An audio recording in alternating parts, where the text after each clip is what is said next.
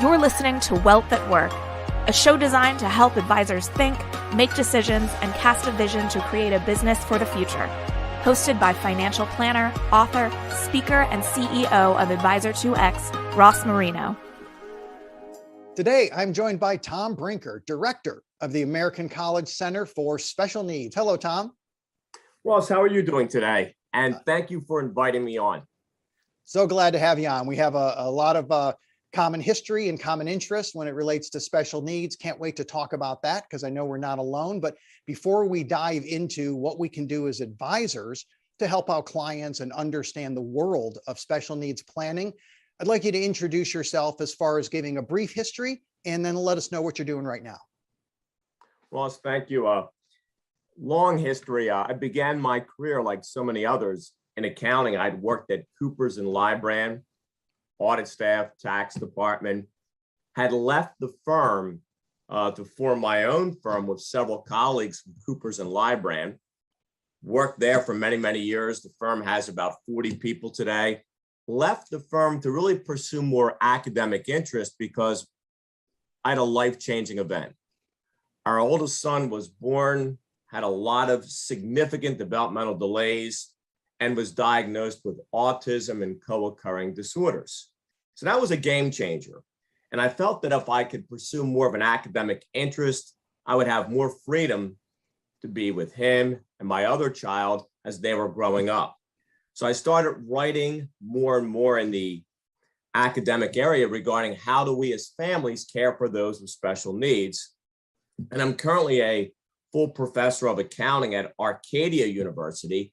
And I've been consulting with the American College, adjunct professor of taxation, special needs planning, serving as director for the Mass Mutual Center for Special Needs Planning for the better part of several years. But I've been working with the college since 1997 in various capacities. I have thoroughly enjoyed it, but work almost exclusively in the tax area and working with our families.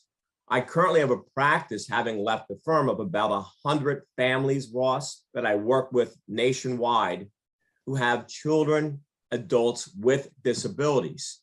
And as we'll talk about, my experience being a CPA, graduate school, it's really about building a team approach to working with these families because some of the issues are so unique and every child has unique issues as well.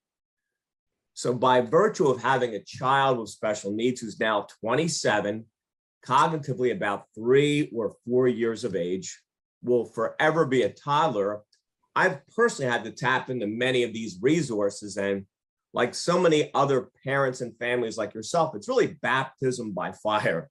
You're learning as you go along, you make mistakes, then you discover this is so localized that what may work in part of PA, I'm in Pennsylvania, may not work in another part of PA, or may not work in North Carolina, may not work in Florida. So truly a unique profession. Yeah, and it really is a challenging, it's just challenging to figure out what's going on. And I mean that when I read this book, 30 Days to Understand Autism, that was my light bulb book. Because I remember going through, I think my daughter was 13 at that time, and we had been doing stuff since she was 2. And when I would speak to people and doctors would say, well, tell us what's going on. I'd say, well, we try a lot. I'm O for everything. And they would just nod. I'm like, everything we've done doesn't seem to have any positive effect. Could not figure it out. Then finally got the diagnosis. And I remember in the book they wrote, when you meet one child with autism, you've met one child with autism. That's correct. Right. And that's kind of the light bulb moment, is there isn't just this category where you can just say, well, this is what they're like, or, this is what they're good at. This is what they're bad at. Oh, I know some that are high IQ and some are low IQ. What's their IQ? Like humans. So there's all these different stats that I started learning, and it was really challenging. But what I found fascinating is I'm fine sharing with this. I went through such a long path of education. I'm still on it. I share it with people, let them know I have a special needs daughter. You have a special needs child at home as well. We're not that unique. So can you talk about what goes on out there? And also, what are the trends? Is this increasing? What's going on? Well, clearly it's increasing. And I really wonder why, because you probably recall 20, 30, 40 years ago, we would hear things like 1 out of 10,000 children are being born today with an autism spectrum disorder. 20 years ago, 1 out of 2,500. Recent, not so recent CDC statistics of March of 2020 now, new ones are coming out. 1 out of 54 children are being born today with an autism spectrum disorder. But Ross, what's more alarming is 1 out of 6 have some type of intellectual or physical disability today. The CDC came out and said in the age group of 3 to 17, 17% of all of these children have some form of disability. And what's so scary is you look at these statistics, and I'm always hoping they're wrong. 1 out of 5 in America have a disability. 1 out of 4 adults have a disability. I mean, when you think about all the special interest groups in this country, this is by far the largest group and probably the most underrepresented. Yeah. So the trends haven't really improved. They've actually become worse over time. You've seen that boys are 4.5 times more likely to have an autism spectrum disorder than girls. And it varies by state. What I found so alarming was in Colorado, 1 out of 76, New Jersey, 1 out of 32, which would imply a pretty significant environmental impact. But yeah, the trends aren't positive. We're trending in a very negative direction, but we need more and more advocates for these groups. I Really definitely do. agree. Yeah, I agree. And the challenge we have, I have to approach it not just as a parent, but also as a financial planner, because I speak with people. This is part of their world. And I need to understand what they're thinking, how they're feeling. There's a broad range. There's family issues, there's legal issues, there's financial issues. I want to touch a little bit on each of those, but let's start first with the family issue. When you have a special needs situation in your home, how does that impact the family? Well, that's a great question. There's a lot of conflicting information out there. Ross, you probably saw some of the same surveys that I did. We go back 5, 6, 7 years. There were a lot of surveys indicating that the incidence rate of divorce was sky high for our families. They were saying that if you have a child with any kind of intellectual, physical disability, the likelihood of you getting a divorce was about 80%, 90% in some surveys. More recent data indicates it's only slightly higher than national averages. Now, I'm not sure why there was that misinformation out there, but they also were saying that if you had a child with a terminal illness that passed away, that did far more damage to the family unit than obviously brought them together. But my experience has been probably very similar to yours, that a lot of families, if you have a good relationship with your significant other, they buckle down. They decide we're going to fight this together. We're going to explore what options are available together. So I haven't seen high statistics in divorce. I have seen most of the families I work with, they're pulling together as a family to take care of that child who has that special need. But there's no question the other children in the family may feel alienated. There's no question that there's a disproportionate amount of time being spent with that child who has special needs. I mean, I can honestly say that the overwhelming amount of my time with our child who has autism is far greater than my other child who grew up, left the home, is doing his own thing. He's at PricewaterhouseCoopers, he's a CPA. He's gone, which is what we all want for our children, to grow up and eventually leave the home, right? But there's no question there's a different element of stress on the family unit. There really is.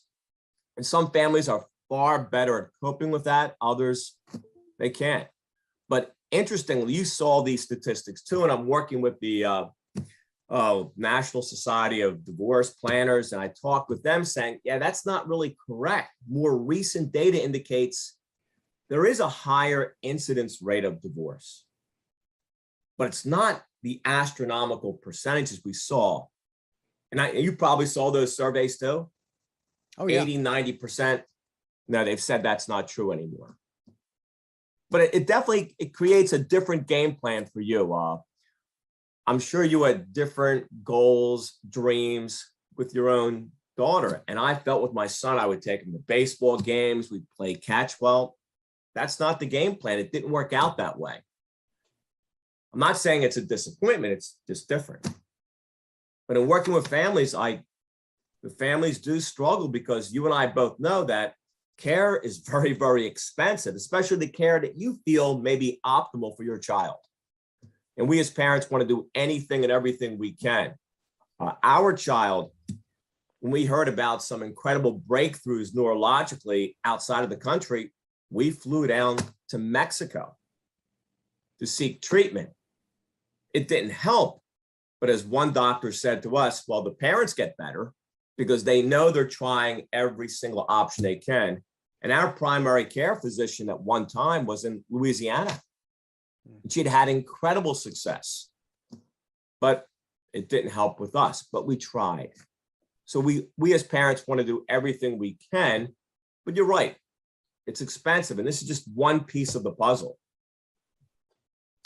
I think as financial planners, the challenge is to understand that traditional goals-based financial planning, much of that is off the table because Yes. traditional goals, you can't even contemplate because there's an extra variable in there. And I'm not saying it from good or bad.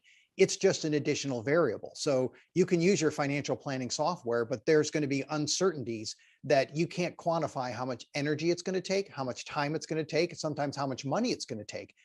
That's certainly challenging. So let's talk about just maybe some nuggets on the legal consideration. So if I'm trying to advise someone and I want to connect them with an attorney, which is really what we do. I remember in the CFP program when I was teaching, the class after me was estate planning, and people would say, is it really hard? Would say, yes, it is hard, but this is all you got to know, enough to refer them to a good person to take care of them.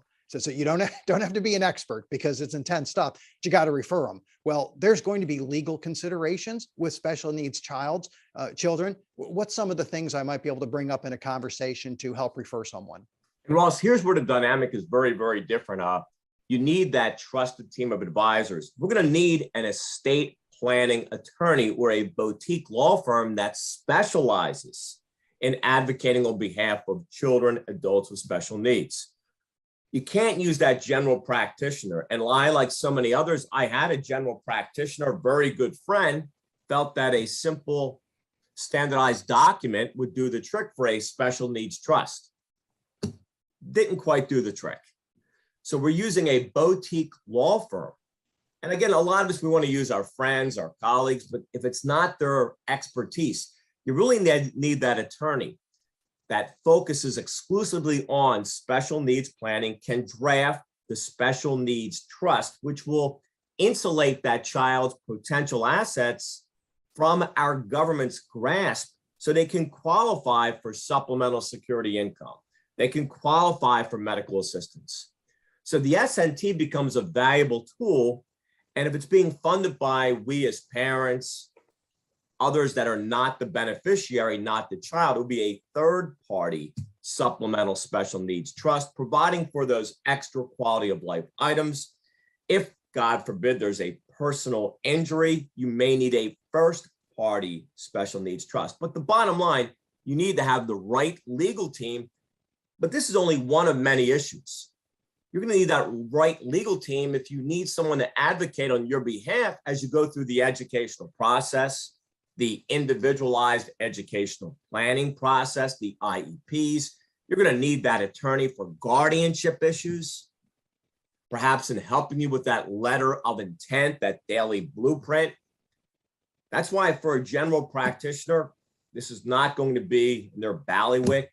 And there are a lot of firms today where the practitioners who are pretty much like you and I, they're in it because they have a child, a sibling, a friend who has a child, sibling, a spouse who has special needs. And they do a phenomenal job and they're very compassionate. But one point you alluded to is what's different here from a financial planning engagement is you really need to have the right level of empathy and understanding. And I've met so many incredibly talented financial advisors like you.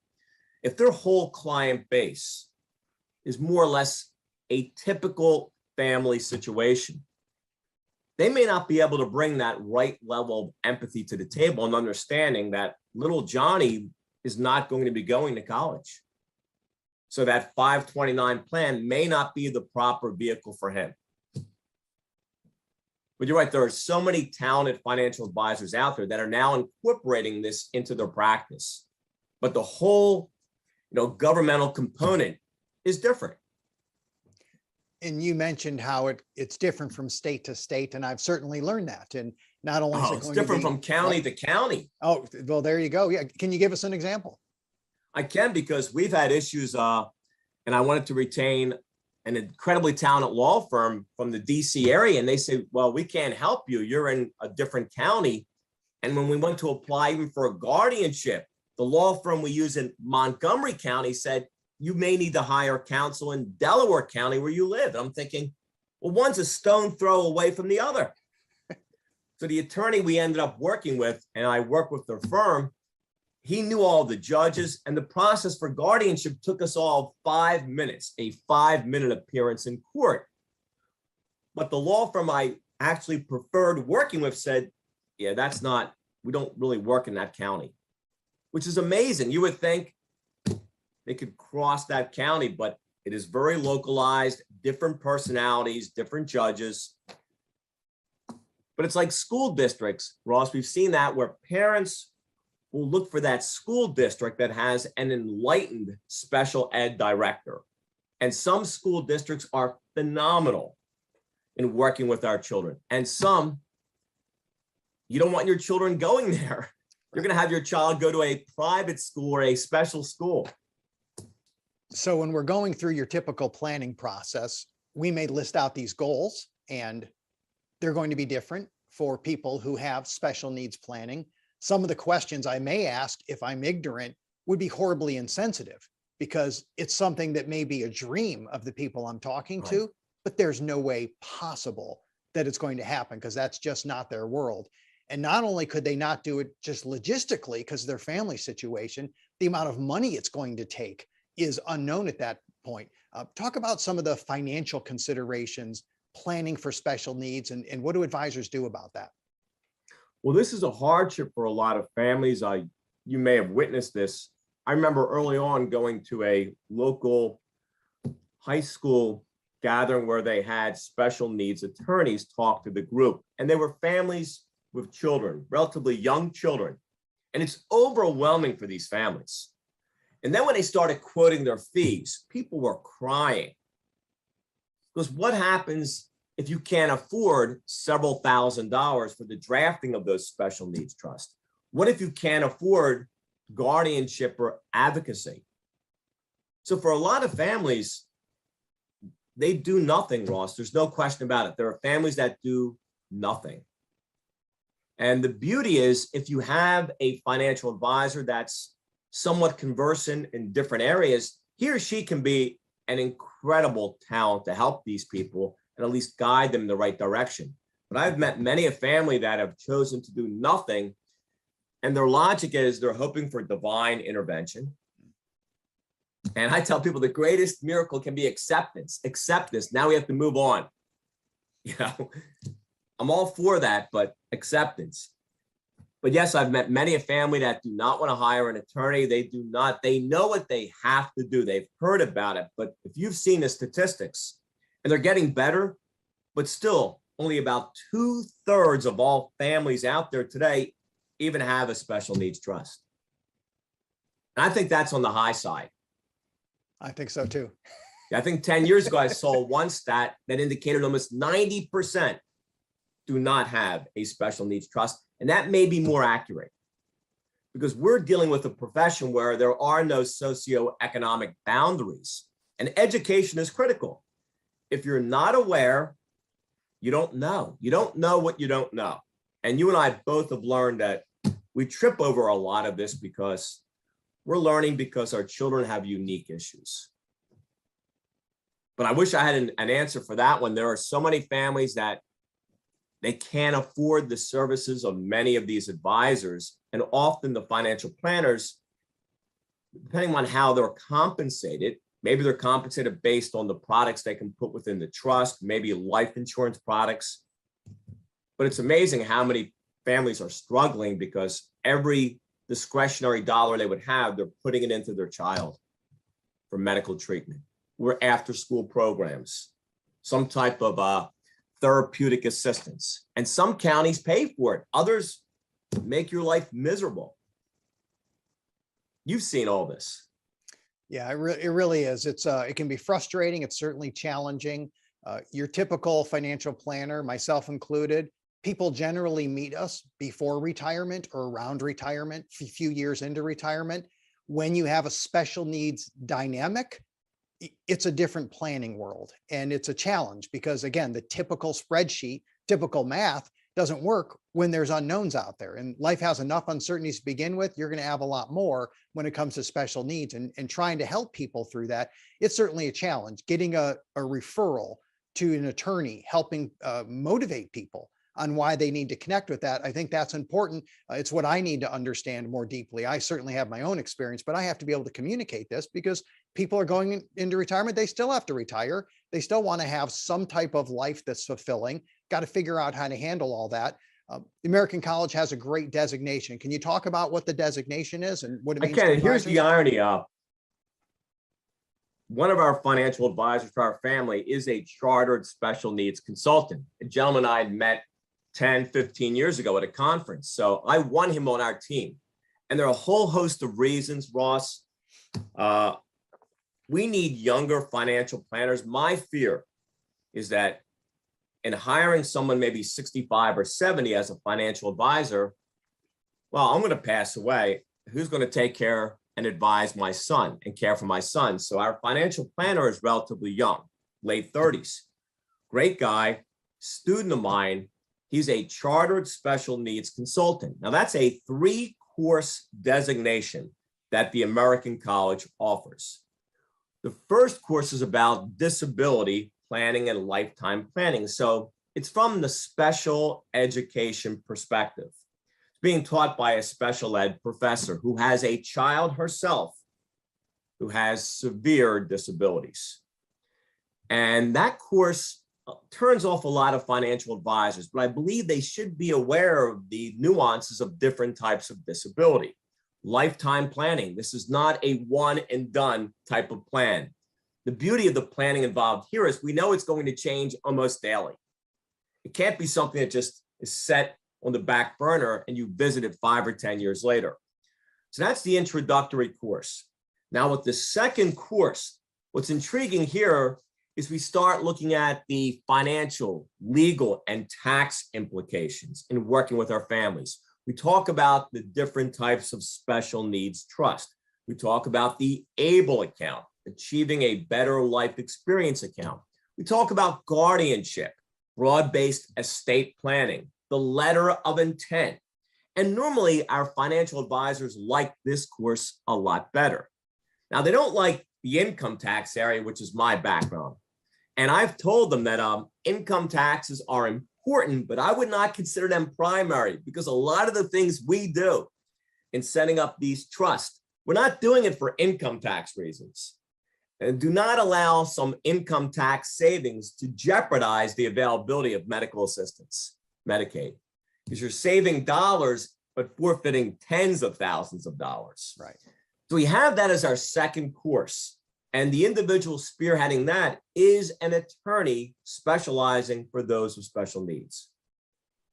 And the final course, I bring 2 or 3 professors together and we talk about current trends in special needs planning. Again, focusing on the legal and financial implications.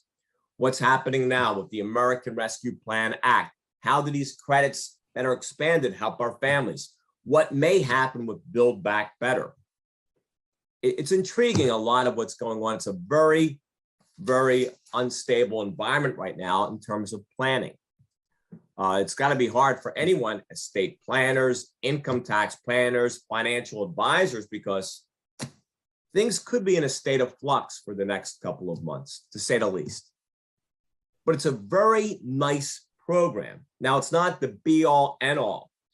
Where the American College and I have probably disagreed is, this is not a standalone designation. Yeah. It's it's similar to a concentration within an MBA program. So I want you to have that core knowledge first. I want you to be a CFP, a CLU, a chartered financial consultant, a CPA, a lawyer. I want you to have experience. See, if you're not aware of the basics of income tax, estate planning, investment planning, retirement planning, this is not going to help. So clearly, this is a tag along. It's not a standalone designation. But for the planners I've worked with, they're already CFPs like you, and they decide to pursue some additional educational courses. But I would say to anyone, if your financial advisor is simply a chartered special needs consultant, what else do they bring to the table?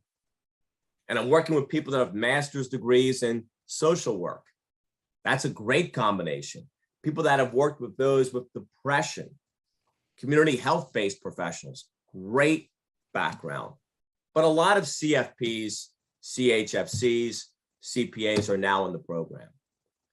But again, I want people to know it's simply a concentration after you've completed the basic core work.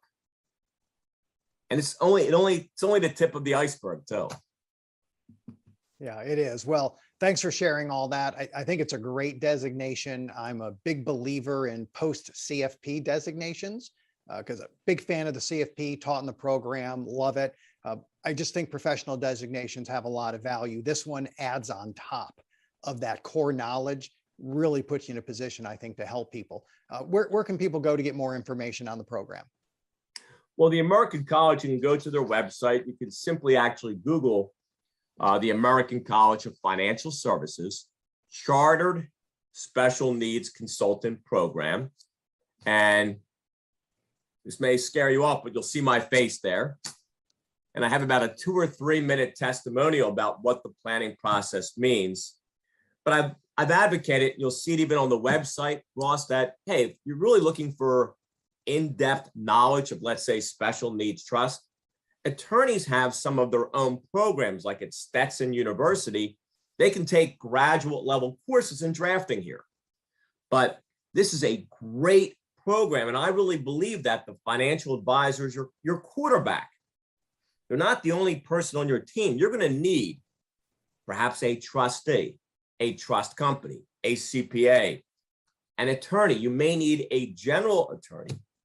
You need a medical professional, maybe a Social Security expert. I've added a Social Security expert to my team because his expertise is on all kinds of claiming issues. I'm like, it doesn't have to be this difficult, but it is.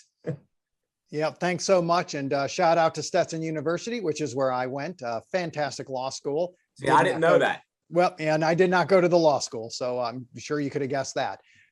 Think the program's great. Tom Brinker, thanks so much for being on the show.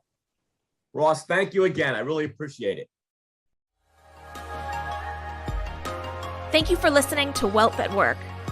The information covered and posted represents the views of the guests and does not necessarily represent the views and opinions of Advisor 2X. The content has been made available for informational and educational purposes only. The content is not intended to be a substitute for professional investment advice. Always seek the advice of your financial advisor or other qualified financial service provider with any questions you may have regarding your investment planning.